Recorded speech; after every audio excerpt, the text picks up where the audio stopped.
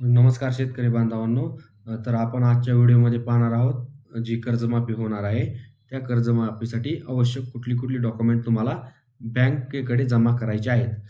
तर सर्वप्रथम तुम्ही या चॅनलवरती नवीन असाल तर चॅनलला सबस्क्राईब आणि व्हिडिओला लाईक नक्की करा. तर चला व्हिडिओ सुरू करूयात. तुम्ही जे पीक कर्ज घेतलेले आहे बँकेकडून किंवा सोसायटीकडून, तर तुम्हाला ते माफ होण्यासाठी गव्हर्नमेंटने काही कागदपत्रे मागवली आहेत. तर ते तुम्हाला तुमच्या विकास सोसायटीचा जो भाऊसाहेब आहे त्याच्याकडे ती जमा करावी लागणार आहेत. तर चला पाहूयात कुठली कागदपत्रे तुम्हाला बँकेकडे जमा करावी लागणार आहेत. कर्जमाफीसाठी अर्ज करण्यापूर्वी किंवा बँकेत माहिती जमा करताना खालील कागदपत्रे शेतकऱ्यांकडे असणे अनिवार्य आहे.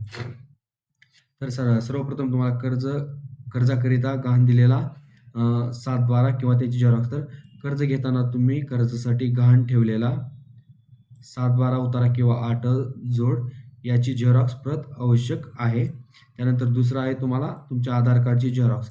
आधार कार्डची झेरॉक्स स्पष्ट आणि अद्ययावत झेरॉक्स प्रत जमा करावी लागेल. त्यानंतर आहे फार्मर आय डी.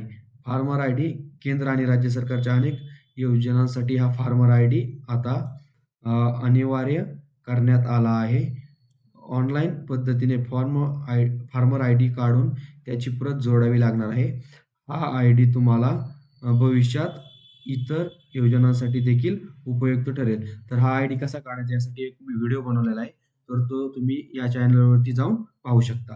त्यानंतरचं डॉक्युमेंट आहे पॅन कार्डची झेरॉक्स. शेतकऱ्यांना पॅन कार्डची झेरॉक्स प्रत द्यावी लागणार आहे. त्यानंतर आहे बचत खात्याच्या पासबुकची झेरॉक्स. शेतकऱ्याच्या बचत खात्याच्या पासबुकची झेरॉक्स प्रत आवश्यक आहे. कर्जमाफीचा लाभ मिळवण्यासाठी संयुक्त जॉईंट बँक खाते देऊ नये, तर स्वतंत्र सेपरेट असलेले बचत खाते किंवा सेव्हिंग अकाउंट देणे महत्त्वाचे आहे. कर्ज खाते किंवा KCCची झेरॉक्स. तुम्ही जर किसान क्रेडिट कार्ड अंतर्गत कर्ज घेतले असेल, तर इतर कोणत्याही कर्ज खाते असेल तर त्या कर्ज खात्याच्या पासबुकची किंवा संबंधित कागदपत्राची झेरॉक्स प्रत देणे अनिवार्य आहे. तुमचा जो मोबाईल नंबर लिंक आहे बँकेशी आणि फार्मर आय डीला जो आधार मोबाईल नंबर लिंक असेल तो तुम्हाला देणे गरजेचे आहे. त्यानंतर पासपोर्ट साईजचे फोटो.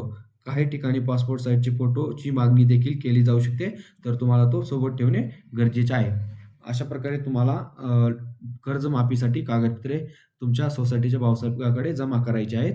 व्हिडिओ आवडला असेल तर लाईक आणि शेअर जरूर करा. धन्यवाद.